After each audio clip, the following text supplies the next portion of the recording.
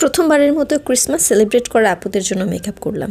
এই পর্যন্ত ঈদের মেকআপ করেছি, পূজার মেকআপ করেছি, তো ভাবলাম ক্রিসমাস কেন বাদ যাবে। হ্যালো এভরিওয়ান, আসসালামু আলাইকুম, welcome back to my page with a new makeup video. আমি যেহেতু কোনো মেকআপ আর্টিস্ট না, তাই আমি আমার মেকআপের ভিডিওকে টিউটোরিয়াল বলতে খুব একটা পছন্দ করি না।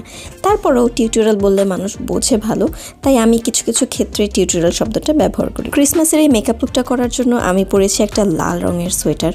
খুবই সুন্দর এই সোয়েটারটা, আর এটার মানে খুব স্টাইলিশ, যেটা বোঝা যাচ্ছে না আমি বসে আছি এই কারণে। যারা ওয়েস্টার্ন ক্যারি করেন তারা এরকম সোয়েটার পরে ইজিলি বাইরে চলে যেতে পারবেন।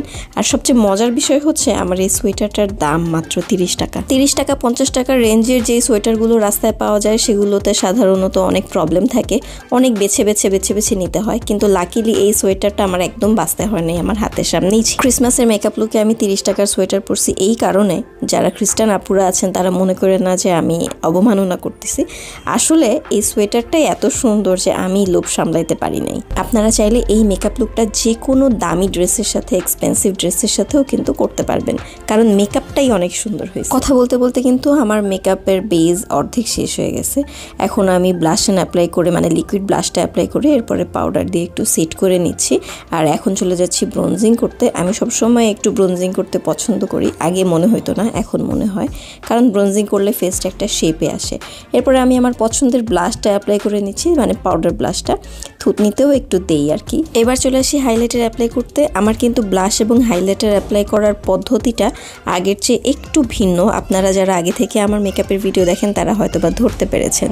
আই মেকআপের জন্য আমি একটা রেড কালার উইংয়ের মতো করে অ্যাপ্লাই করছি আমার আউটার কর্নারে।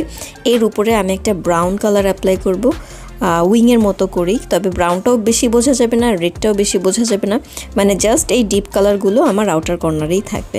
এরপরে আমি ইনার কর্নারের দিকে একটা ব্রাউন শিমারি কালার, যেটা ব্রাউন না, ঠিক একটু লাইট বোঝা যায় এরকম একটা শিমারি কালার দিব। এরপরে আমি একটা গ্লিটার আইলাইনার দিব। এটা আমি কিনেছি গ্লো আপের পেজ থেকে।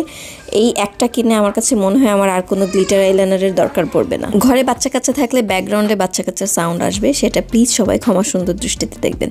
এখন আমি এই স্ট্যাম্প আইলাইনার দিয়ে সহজ করে আজকে উইং করব। এটা আমার কষ্ট অনেকখানি কমাই দিছে, এটার সেপারেট ভিডিও পেজে আপলোড হয়ে যাবে। এবার লোয়ার ল্যাশ লাইনে একটা ব্রাউন কালার দিয়ে একটু স্মাচ করে দিচ্ছি, আর ওয়াটার লাইনে দিচ্ছি টেকনিকের আই ওপেনার।